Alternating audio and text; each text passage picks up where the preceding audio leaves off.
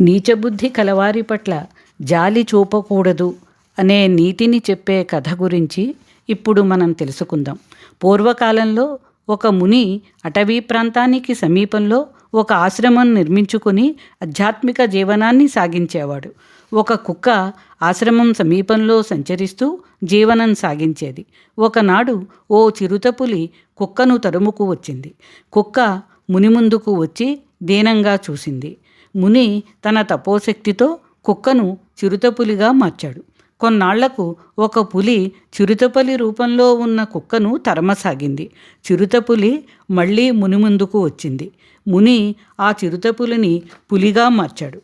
కొన్నాళ్లకు సింహం వచ్చి పులి మీద దాడి చేయబోయింది.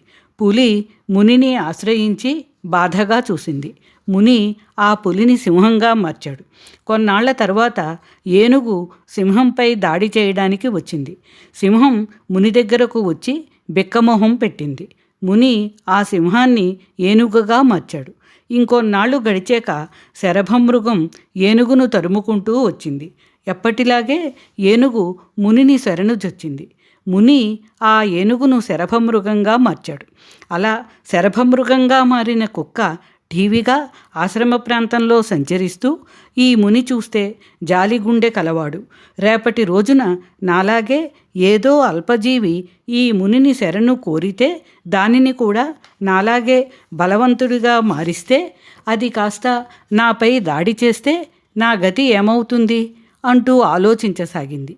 ఈ మునిపై దాడి చేసి చంపేస్తే అసలు అలాంటి సమస్యే రాదు కదా అనే దురాలోచన ఆ శరభమృగానికి వచ్చింది. వెంటనే దాడి చేయడానికి ముని దగ్గరకు వచ్చింది. మృగం మనసులో ఉన్న దుర్మార్గపు ఆలోచనను ముని తన శక్తితో పసిగట్టాడు. వెంటనే ఆ మృగాన్ని కుక్కగా మార్చేశాడు.